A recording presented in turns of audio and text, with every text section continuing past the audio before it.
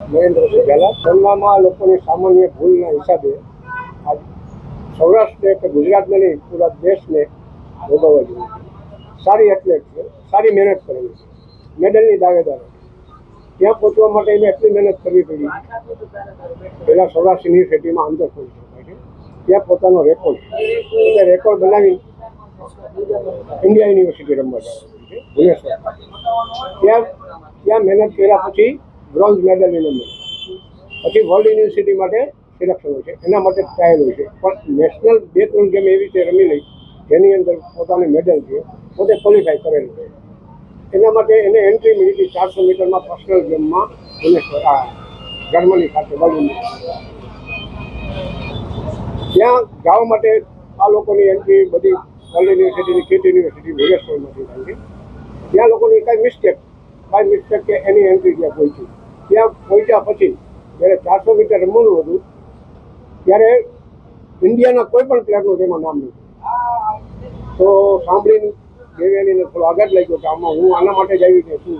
તો એનું નામ મિક્સ રિલે અને 4x4 ગર્લ્સ સાથેની રિલે એની પર્સનલ ઇવેન્ટ 70 વર્ષનો એવું રેકોર્ડ રચવા પેલો કે સૌરાષ્ટ્ર યુનિવર્સિટીની ડિગ્રી ત્યાં સુધી પહોંચે છે.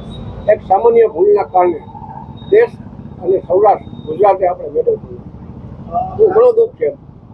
ખાસ તો એ જ્યારે લિસ્ટમાં નામ નહોતું તો ભારતના એક પણ ખેલાડીનું નામ નહોતું કે દિવ્યાની બાનું નામ નહોતું. ફરિયાદ તો કરેલી છે અને ઉપર સુધી છે પહોંચેલું છે આ બધું.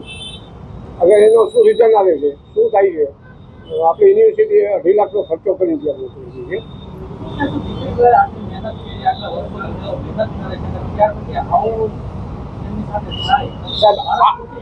આ એક ભૂલના કારણે જેટલું દુઃખ ભોગવવાનું છે ને એ તો હવે ખેલાડી અને મારે જ ભોગવવાનું. બાકી આની અંદર ભૂલ જે ગમે તે ભૂલના કારણે ભૂલ જ કહેવાય. પણ આવી યુનિવર્સિટી વર્લ્ડ યુનિવર્સિટી રમત હોય ત્યાં આવી ભૂલ એ બહુ ગંભીર ભૂલ છે. ખાસ તો પહેલી વખત જ્યારે એમને આ ઘટના બની ત્યારે એમને ફોન કર્યો હશે. હા, મને કે પપ્પા આવી કે હાથમાંથી આંસુ આવી ગયા કે ભાઈ પપ્પા મારવામાં નામ. થોડુંક દુઃખ તો મને પણ થયું. પછી બધી તપાસ એને બધી વાત કરી એની સાથે પહોંચતા એટલે બહુ થોડુંક આઘાત જેવું લાગ્યું. પણ એને સહન કરવું પડે. દેવીને વધારે ટેન્શન દેવાતું કેમ કે એની બીજી ઇવેન્ટ બાકી છે. એટલે એની સાથે વાત કરવા માટે થોડું મને ઓલું થયું. પણ થોડી હિંમત આપી અને રિલે બહુ સારું કરશે એટલો વિશ્વાસ છે. ખાસ તો એની કેટલા વર્ષથી પ્રેક્ટિસ કરે છે અને એમની ભૂતકાળની એચિવમેન્ટ કયા પ્રકારની કઈ એચિવમેન્ટ છે થોડી? 7 વર્ષથી પ્રેક્ટિસ કરે છે રાજકોટ એથ્લેટિક્સ ગ્રાઉન્ડ. બહુ સારું પરફોર્મન્સ આવવાથી છેલ્લા 5 વર્ષથી ગુજરાતની અંદર ખેલ મહાકુંભની અંદર ગોલ્ડ મેડલ એને તમામ ઇનામની જીતે છે. છેલ્લા 5 વર્ષની અંદર રિલે 100x200 100 મીટર એમાં એનો ગોલ્ડ મેડલ.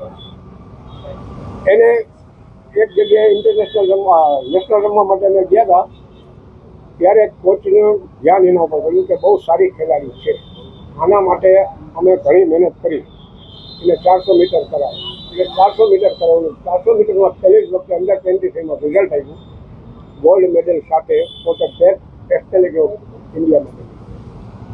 ખાસ તો હવે શું માંગણી છે તમારી અને તમે ત્યાં રજૂઆત કરી હતી ત્યાં દીકરીએ રજૂઆત કરી હતી તો શું જવાબ મળ્યો છે? જવાબમાં મિસ્ટેક છે કે ભૂલ છે અને અમને લેટર પણ આપેલો છે એ લોકોએ કે આ ઇવેન્ટ એને રમવાની છે અને એ ઇવેન્ટના બદલે બીજી ઇવેન્ટ.